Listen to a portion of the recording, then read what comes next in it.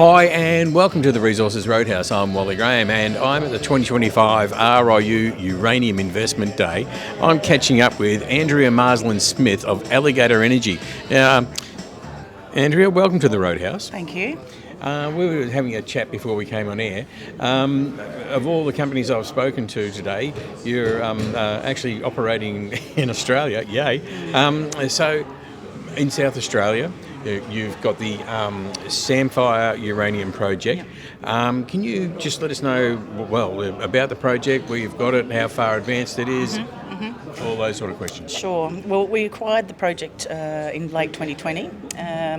It was a stranded asset out of the uranium doldrum price days back from 2016 onwards.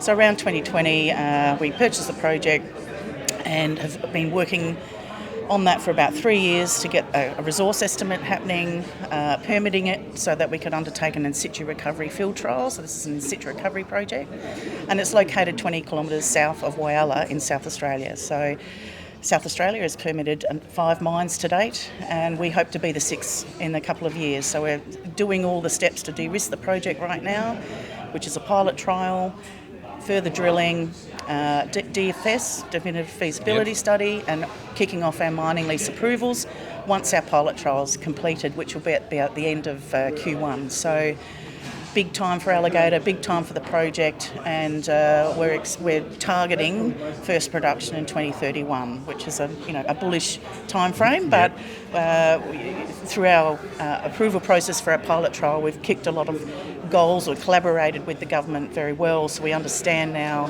what they're expecting in a mining lease application. So I think we're in a good position to get going on that. So basically, I mean, you picked it up at a fairly grassroots stage, and so you've done quite a substantial amount of work since then.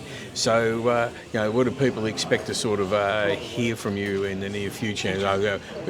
Okay, you're at that DFS stage. How are we going? Yeah. So the first news flow will be construction of the pilot plant on site, which is happening in 5 weeks.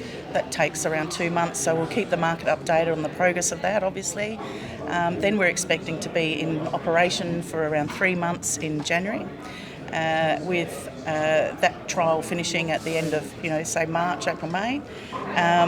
So results will be coming out of that all the time. And on top of that, we're negotiating or finalising negotiations to gain access to the area south of Blackbush, where the extensions of the known mineralisation is. So that's what we'll be looking at, and so we're looking at getting the rigs on ground, finding extensions to the resource and new resources in the area. So we've got around 90 kilometres of strike length to explore, and only 30% of it has been tested so far. So we have a good exploration upside.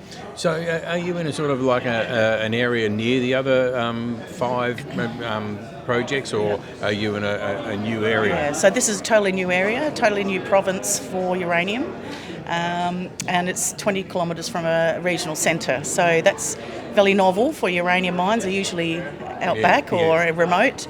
So the advantage of that for us is that we don't have to support a fly-in, fly-out operation and all of the ancillary costs that come with projects like that. So there are a lot of cost benefits to this project that we can realise. The community of Whyalla support us really well, and so we've been working on our community engagement and our social licence, so it's going really well at this point in time. All right, so that's your main focus at the moment, the Samphire project. Now, are there other sort of things in the portfolio? Yeah, so we've got, obviously we've got some exploration tenements in the Northern Territory, in the Alligator Rivers region. They're hard rock uranium targets. We're just taking a bit of a hiatus from exploring there this year because we're so busy with the Samphire Uranium Project. So a lot of our staff are being used for that project right now.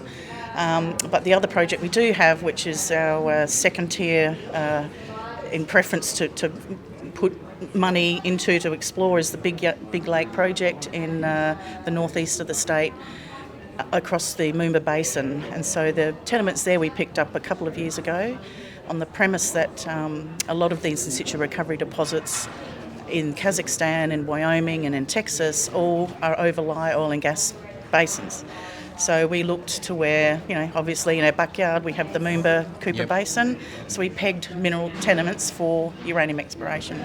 So last August we did our inaugural drilling program and intersected some really good thicknesses of sands, which you want, and uranium in the sands. So then the Queensland floods started to come down and we were pushed out of working there. So we're just about to get back on ground after the floods have receded. Yep. So next month I hope there'll be some news flow around what we're starting to see and understand about that region. So it really is a new area for uranium in South Australia. Or you could end up being the monarch of Moomba. Who knows? Oh, Let's hope. Oh, come on. Who knows? Let's All hope, right. yeah. Well, Andrea, thanks for bringing us up to speed on all that. It's nice to be able to bring it out to our viewers here at the Roadhouse. Make sure you stay in touch so we know what's going on. Excellent. And no doubt we'll catch up again soon. Yeah, great, Wally. Thank you very Terrific. much. Thank you. Excellent, thanks.